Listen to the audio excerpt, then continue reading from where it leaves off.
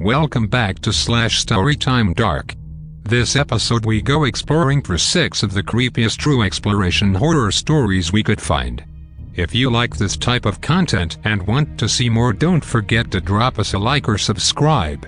It would really help the channel out.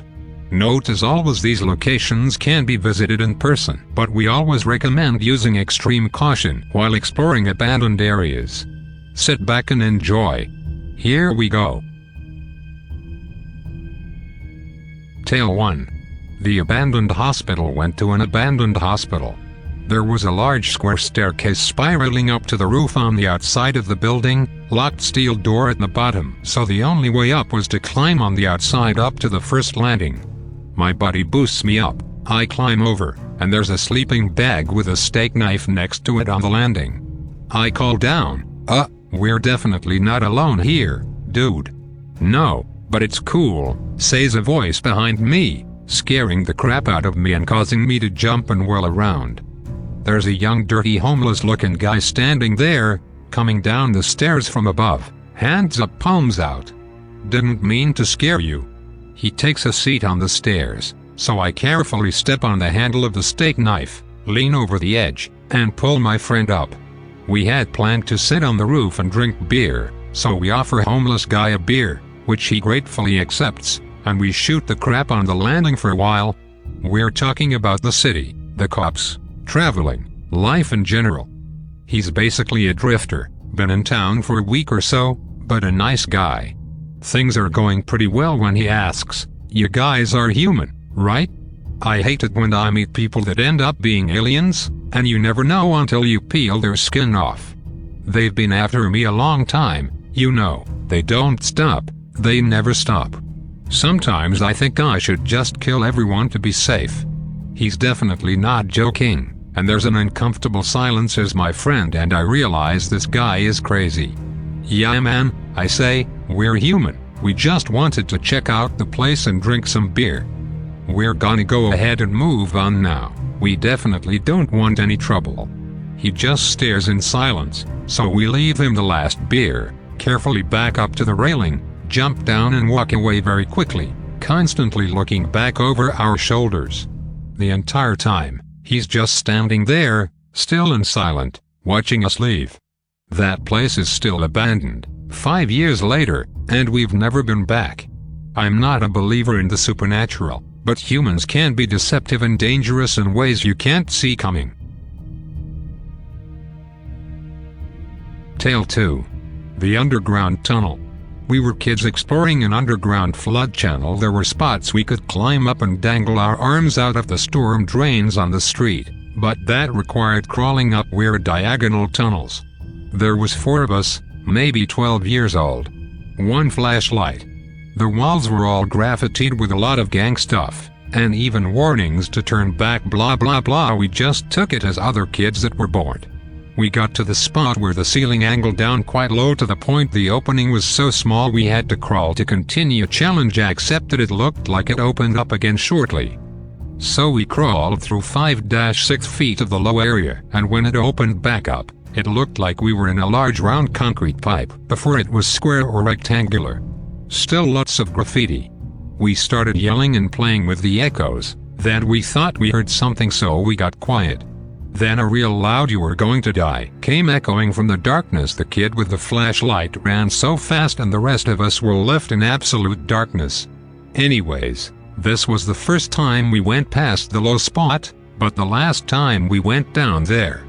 None of us died that day, the rest of us ended up quietly and slowly working out in the darkness. Tale 3.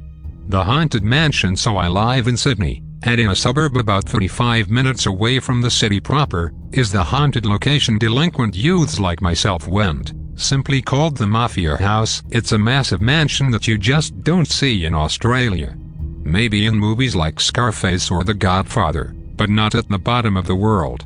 The security wall out the front is full of bullet holes where a shootout happened, and there's a massive metal gate that tries, and fails, to keep stupid kids out.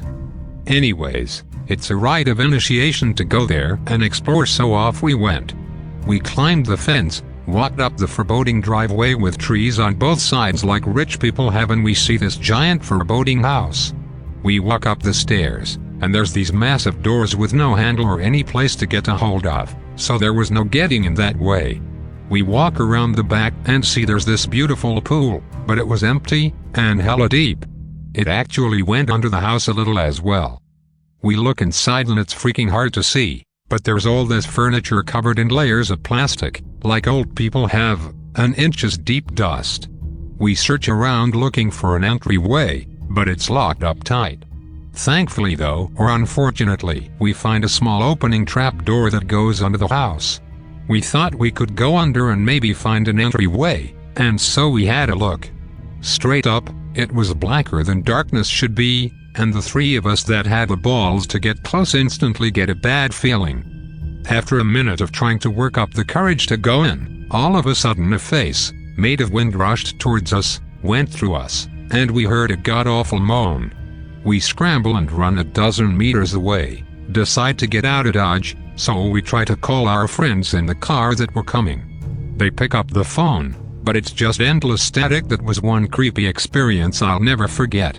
The thing is though, I think something may have followed me home ever since then. I've always felt uncomfortable alone at home, and I get the usual haunting sort of symptoms a haunted house does. Doors open and shut, lights flick on and off, and sometimes I wake up and see something standing next to the bed and I start screaming. However, that being said, I've learned to deal with it, and I've never felt in fear of my life, like the fatally dangerous ghosts in the TV show Supernatural. As long as it stays that way, I can live with it. Tale 4.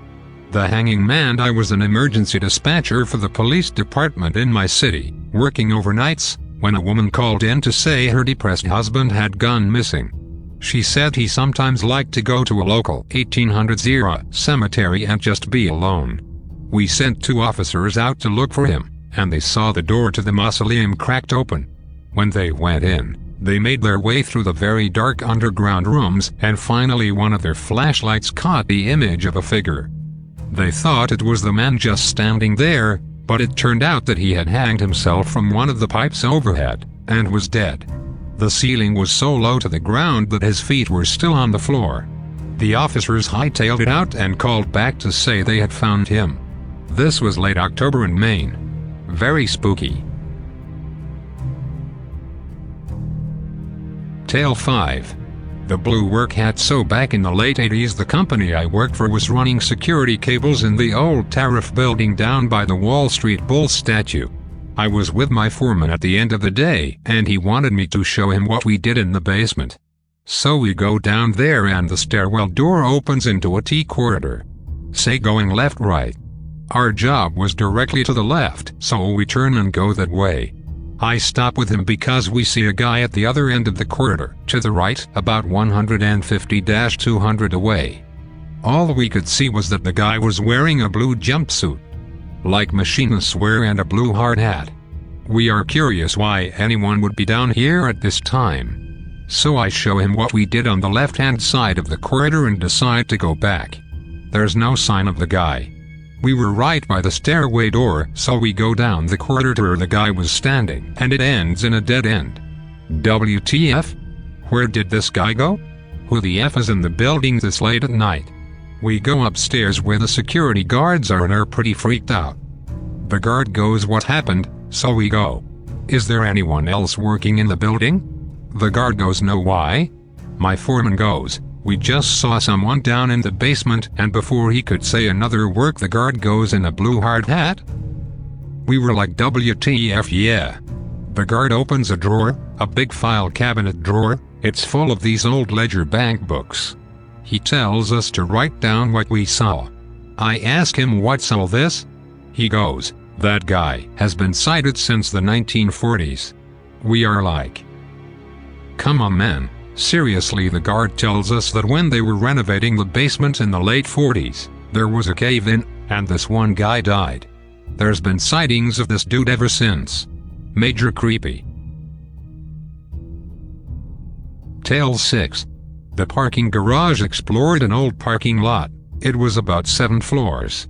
The first few floors were somewhat normal, with recently parked cars and a few people loitering around, but it got creepier and more decrepit the higher up you went, with abandoned rusty cars covered in dust and weird red graffiti on the walls.